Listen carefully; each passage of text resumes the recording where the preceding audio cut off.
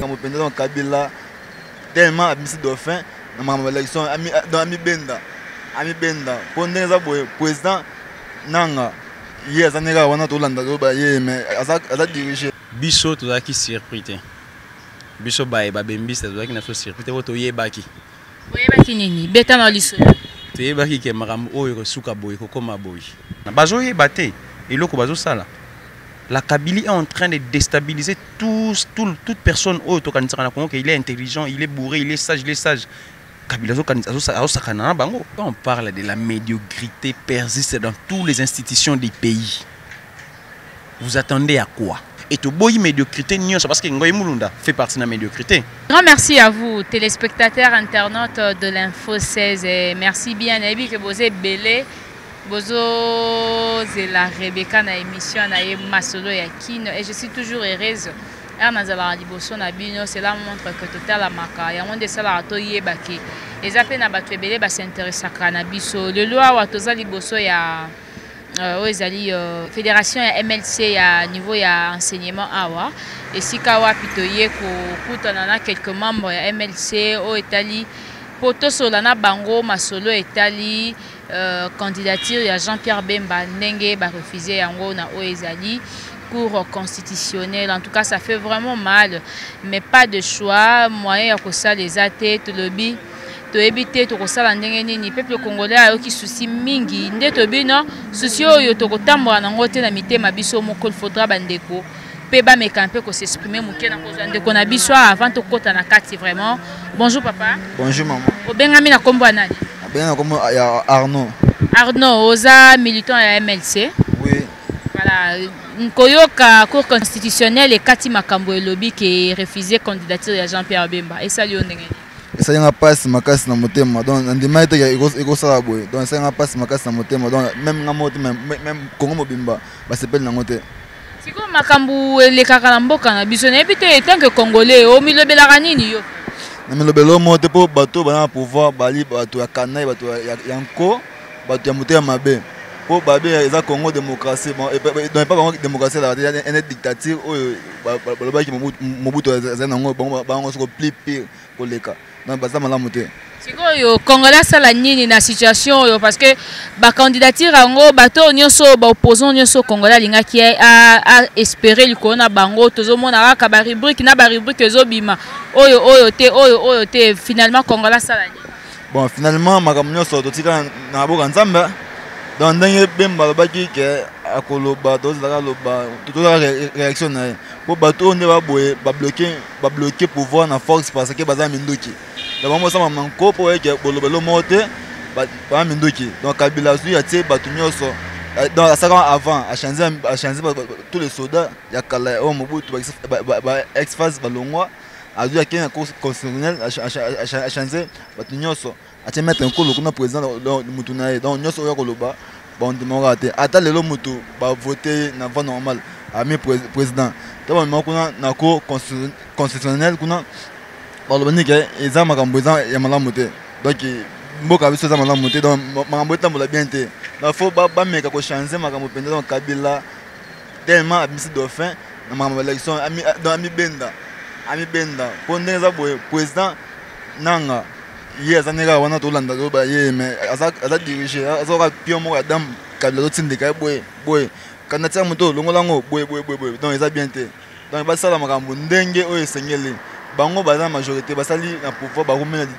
auto baso 17 so comme Kabila za ngwa so demanda so 3 mandats ba sala donc asa président moko boye loko azolinga mi benga père de démocratie il faut ami benga mango na ndemo ya malamu ndemo te ke ya kanai azo shada tie wana po bika machine ya foteza bango po misana na kanai donc esa ba kitoko te esali pasi mingi pa Congo pasi makasi mais nesika nanga ayebake président ya seni ya mboka moko boye si je crois ya wapi na bosani asa en prison pour makambo aye na élection asa kanai ale jour makambo oyo vandai normal na mboka stable bazu bakangaki ndemo nanga azam de bosote asa sélection mboka oyo ata la sort ndeko na abe maluma ndinga suka.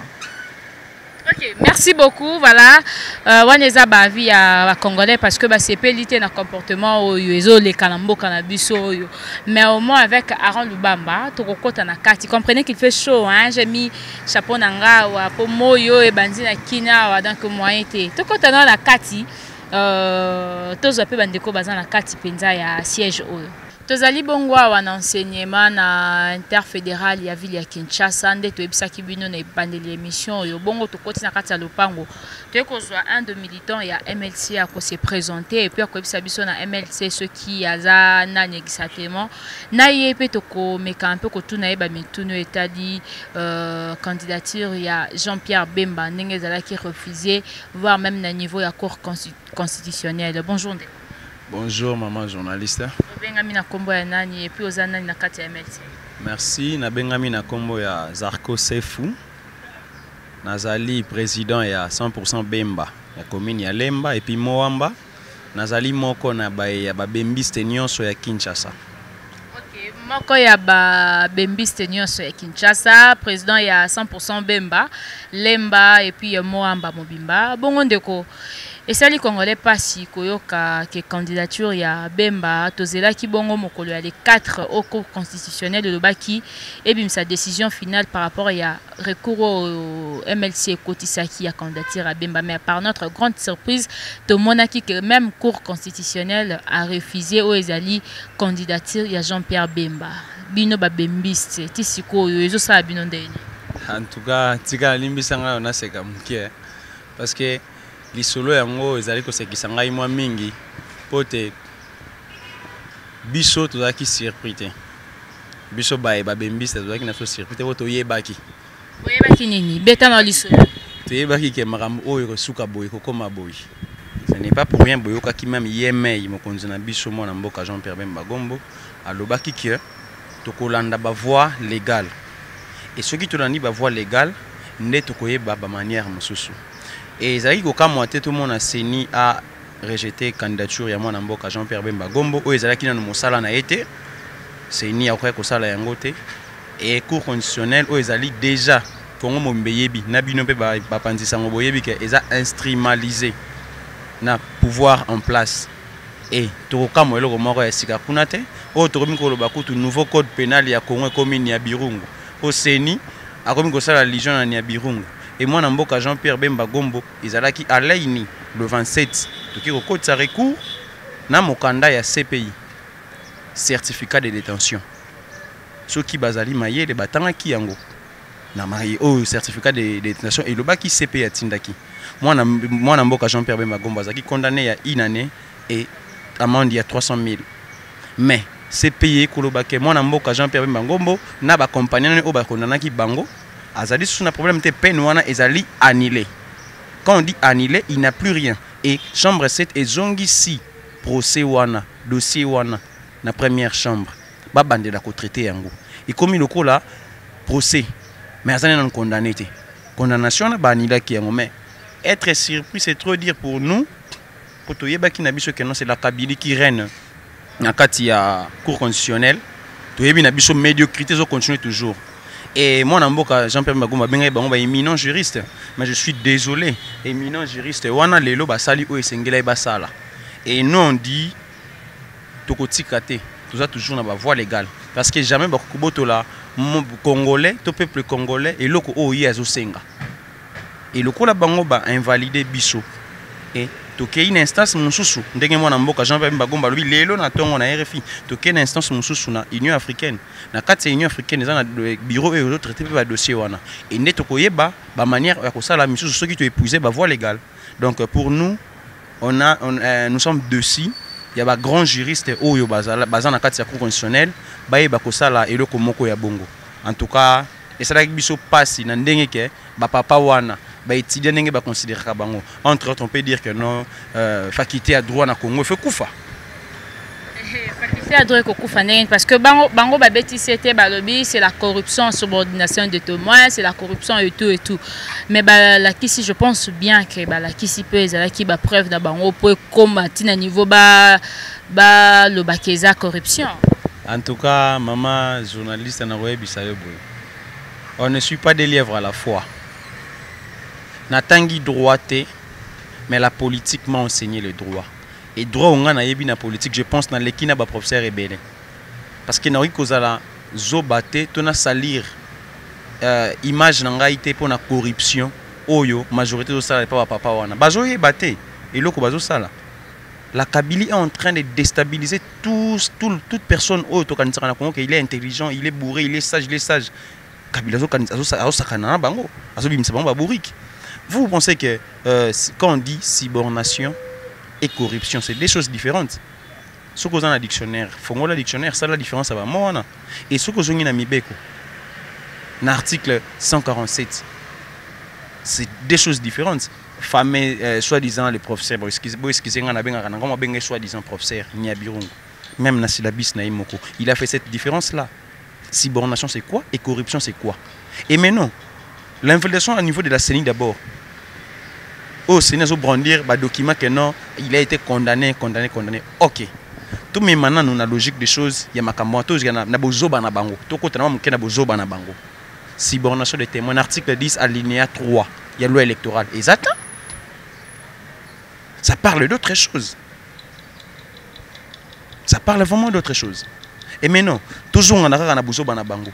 Ces pays atteignent des documents. Certificat de détention.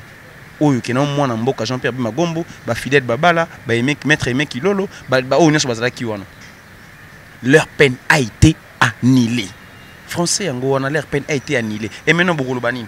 Et toi qui na procès, il mukanda yango to bimisla ki bango.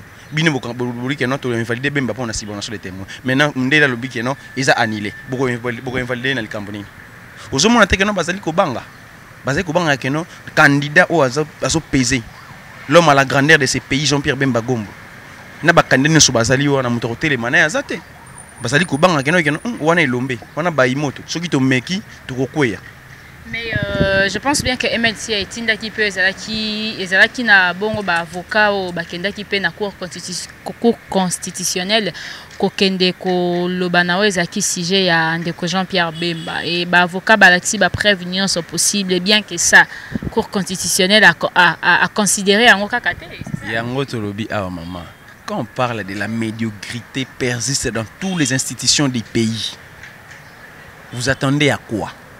Nos avocats, entre autres maître Daniel Mbaou Bazala Kiwana, les gars qui va quitter ba brandir, nyons ou essengel ba brandir. Mais tellement la médiocrité persiste toujours dans toutes les institutions du pays, ne au monde même sur place même biso. Yo zali juriste. La qui sibino ba document nyons. Bango ba ki ko pesa argument que non, le professeur Niabirungu. Ils argumentent. Et deuxièmement ba ko za mukanda moko na internet, talanan institution.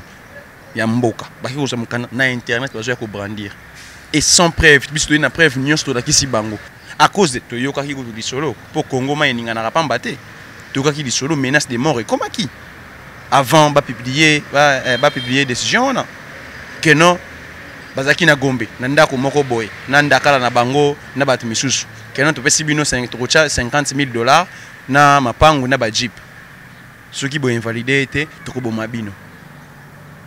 Ceux qui sont invalidés, wana to retenir, bien to pesi mino biloko wana. Talano ki bonyama ya bongo. Et yo tata mokolo, olingo sacrifier bon moina yo to carrière na politique na yo pona mutu oyo azali déjà perdant, o déjà kei. Pona biso to considérer que déjà monsieur Kabila kei. Moi je considère plus monsieur Kabila. Na ko lo bakuté que je considère depuis 2006. Na tikala jamais considérer Kabila comme président de la République. Mais pendant la mboka il a zo diriger, non? En tout cas, vous voyez binini.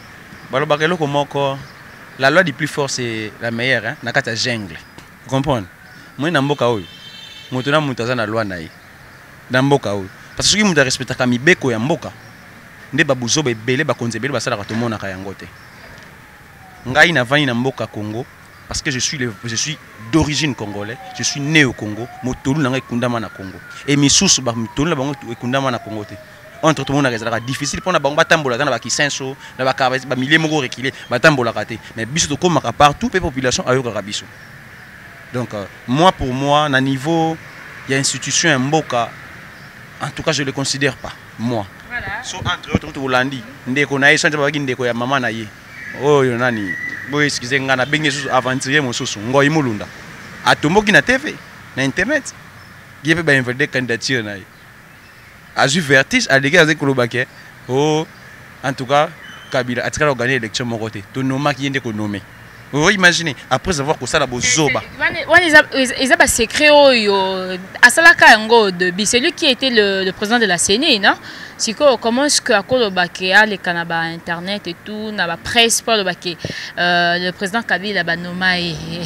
D'accord, c'est-à-dire ça fait ça s'explique comment en fait les mots que j'ai cherché, ça s'explique comment devant les Congolais. Maman, au moins il a rebellé le roman. Bah ça la copain de quitter. Ce que c'est le copain qui souka sur ça nini à colia yo. Maintenant il belé bazou luka ko se racheter na moment oyo. Mais ko se racheter wana eza ko simbali susute. Yo ko se racheter pas Congolais ba ki yo zaki mutu mabe se racheter atako balobi ngo keno oyo lobi ngo musicien moko ya mboka. Yuda sata bongo le motema lo ba passo la Bible. Eza lokola bango imulunda wana. Sort ya malumalo eza wapi. Pour malumalo eba ki vérité. Sort na eza wapi. Na se ya mabelete akufi na 35 kg. Et ngoy mun la leunda moni ke place ya koloba mais soko moni moto akomi koloba bon ko balukela ndoki na ye c'est que ndoki alingali yaye mais azoluka sikoyo a se plonger na place moko boye ba protéger ye atikala mais na biso na opposition na biso na ba congolais tous na posa na bangote on veut sauver ce pays nous-mêmes to côté misa mboka oyo et to boyi médiocrité nyonso parce que ngoy mulunda fait partie de la médiocrité mais pour tant azoluba propos wana azoluba lelo wana c'est pour à se sauver mais to yebise quoi non. Quand tu vas encourager le mal, tu vas sacrifier plus de 80 millions de Congolais. Et pour une seule personne, je suis vraiment désolé de ça. Tout bêtement l'isolé tant que les Congolais, parce que nous sommes deux jeunes autoés et toujours le bilan makambo est alimboka papa. Nengo mona makambo ezo kende na mboka na biso niveau politique na biso ezo kende na mboka na biso est-ce que on espère il y a élection vraiment ils allaient vraiment.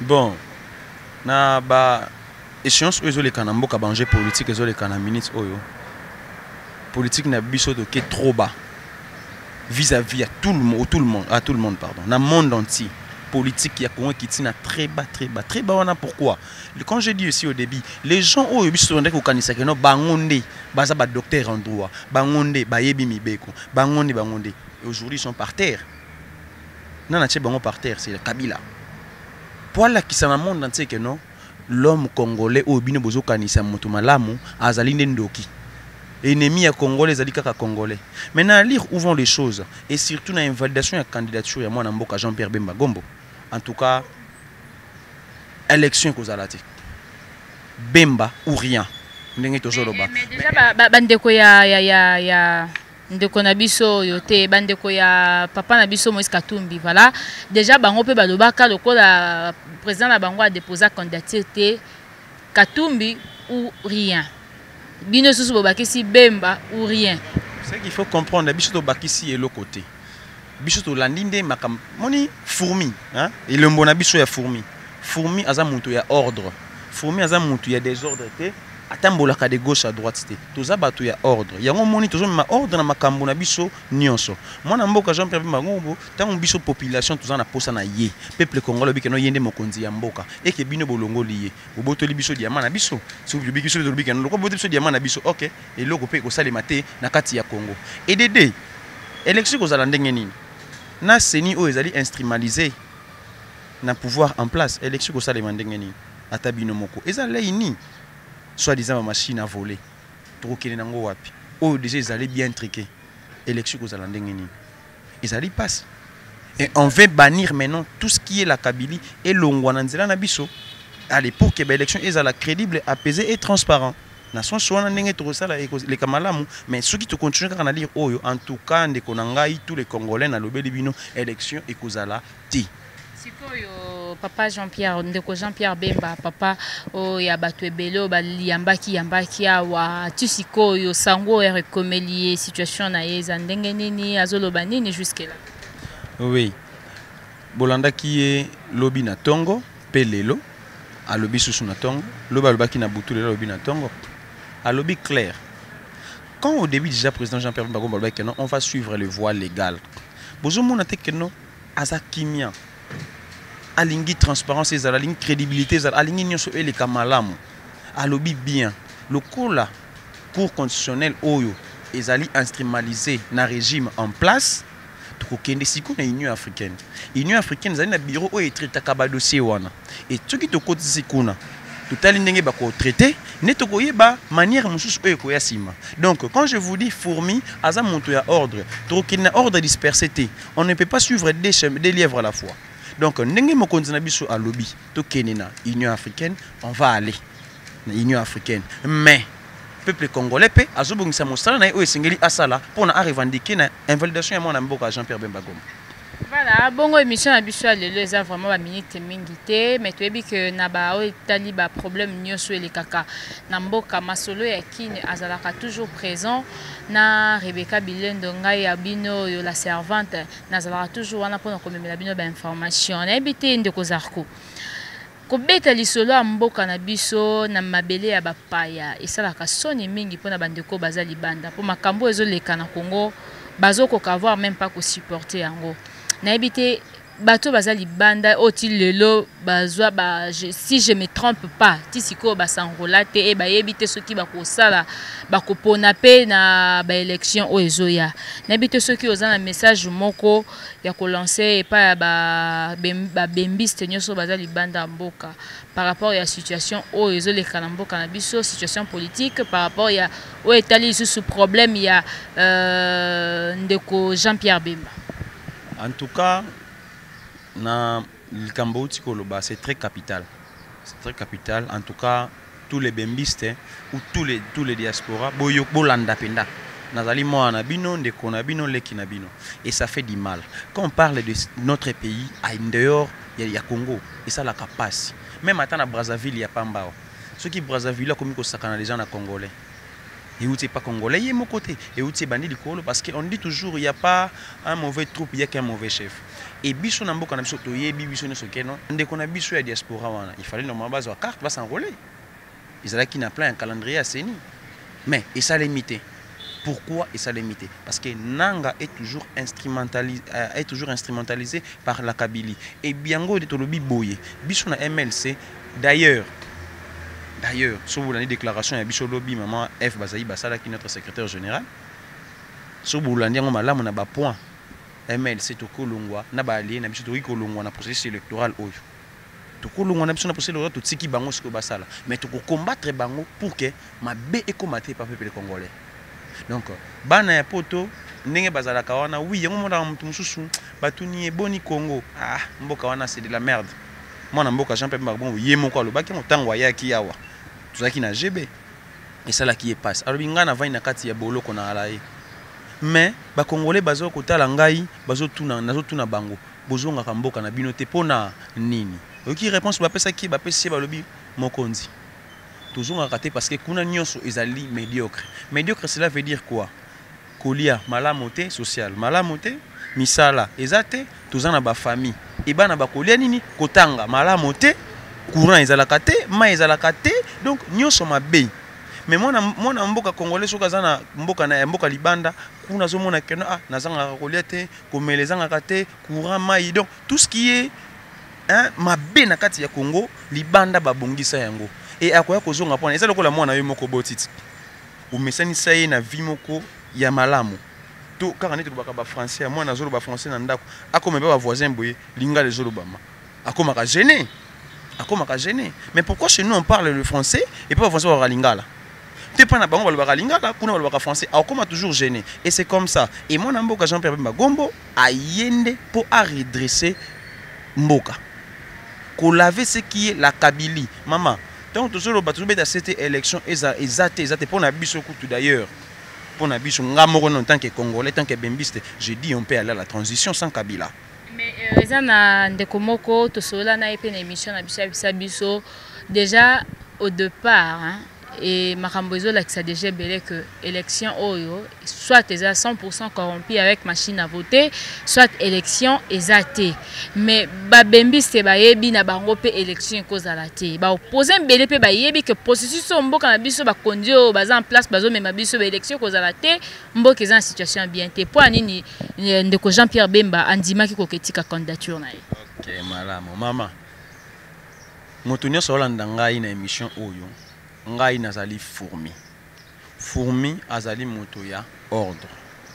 On ne peut pas venir maître du désordre ici ka bato moko babandaki eloko moko boye initiative ya malamu eza ko initiative te esengela ke ezala nde bongo mais bango bakomisi yango mabe et biso siko tozalaki wana pour que toya ko redresser bango tozongisa bango na nzela na kotuna motuna moko pa ba congolais te pa bato nyonso na ba opposant nyonso tango na ngai na ba machine à voter parce que processus bandaki ja mabe ndenge yo lobi awa ndenge biso toyebi bandaki ja mabe ko bana na enrôlement titre yo koma na ba machine à voter OK machine à voter wana nani yango akotaki na kati asali démonstration oyo mwana mboka Jean-Pierre Bemba basalaki mototé asalaki démonstration mais quand on rappeler ba congolais ba bosani bon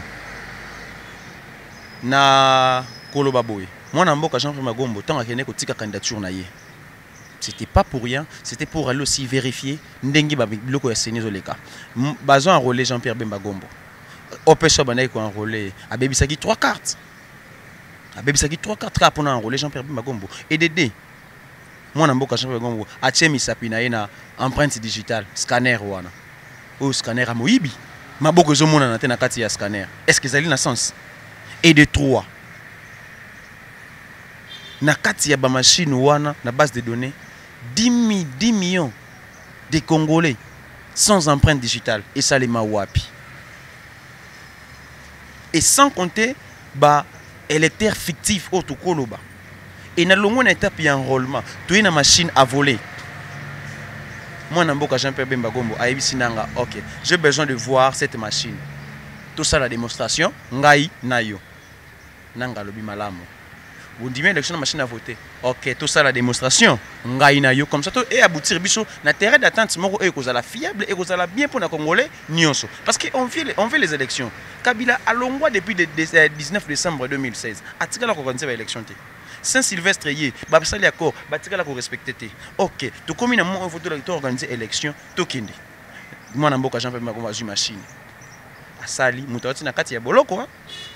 Mais ayebi machine wana kolekana nanga yimoko pour machine wana ezaki moyibi asali minutes na ya moke nanga asali na faire ya 9 minutes ou 6 minutes comme ça si je me trompe pas Bemba lobi OK malamu na bureau moko ekozala combien de machines la ndanga bola ndanga siko malamu na bureau moko machine ekozala moko OK combien d'électeurs bakoya ko voter na bureau moko oh 600 électeurs malamu ngai na commune ko la congolais na zo ya ko voter total la minutes on a ko sala comme ça to ibanini ndenge ntoke mwana mboka Bemba sali 6 minutes talano ni aza intellectuel azali ayebi ba écran tactile ndenge zalaka ndenge saela asali 6 minutes a mitie na place ya congolais moko citoyen moko citoyenne moko mais non élection ko banda R nini et aussi la R nini atuni nang de 7h à 17h c'est de 6h à 17h 11h du temps OK 6 minutes multiplié par 1 heure du temps vaut combien 20 personnes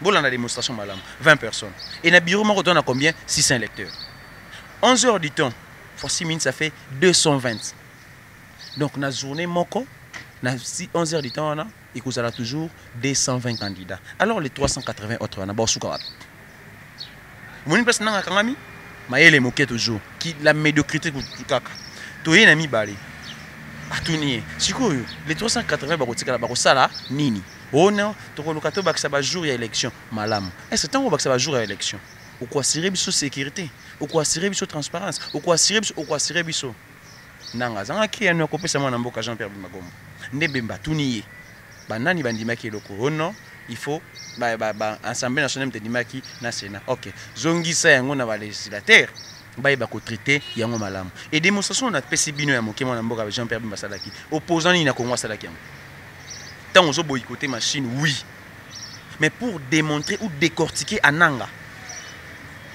ndenge logique makambo ko salema mais imagine toi maintenant ngai oyo naza na téléphone nanga S6 naza nango mais maman ni na mukolo oyo ko ayibi ko finira ba jeune ko te belé ba yibi ko sala écran tactile te bien malamu ba yibi ko sala écran tactile et maintenant aux maman ya 70 à 80 ans akende ko jouer machine à voter atia misapina ay banda ko lexa akosala akosuka nano wapi bozo mona tegeza na sens te nanga veut détruire ces pays comme il est instrumentalisé na katia Kabili yango wana tika na sexabino moke na sexabino penda moke na sexabino moke nanga vandi côté nanga na salongo avant koma ndenga za wana lilo o ayebite moi je vous dis nanga vandi côté ya ngai na veli na biso na salongo Mais je suis désolé à se comporter à niveau on a bête to fani na yeboui à la kilote ya moké.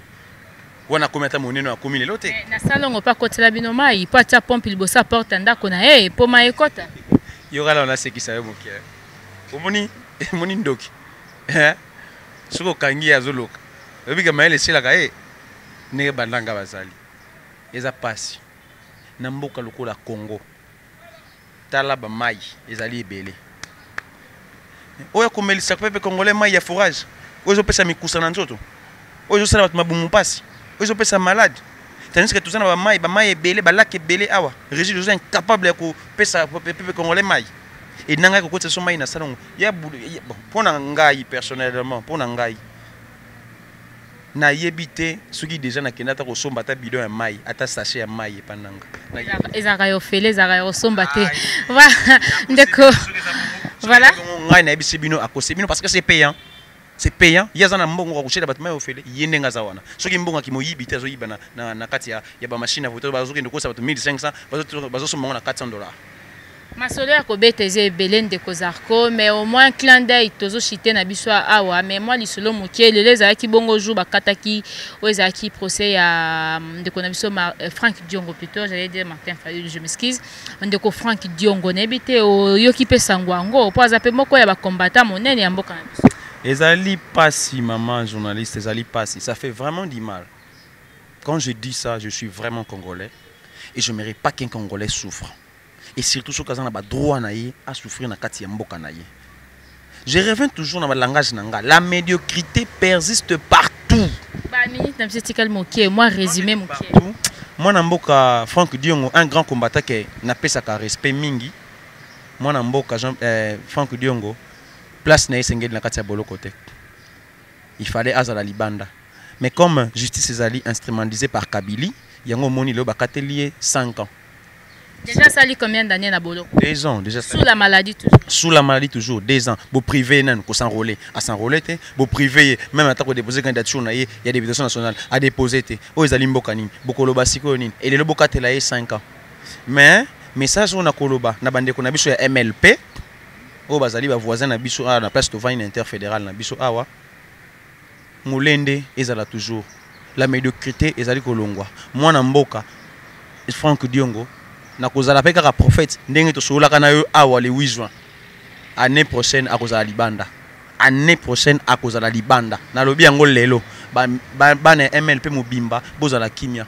Président na bino combattant ya Congo mwana mboka Franck Diongo a kozala libanda parce que toujours laver médiocrité nyonso. Toujours laver yango nyonso et oyo nyonso bazali ba détenu politique ba kozala libanda et ba vrai détenu nde ba kozonga na kati kuna.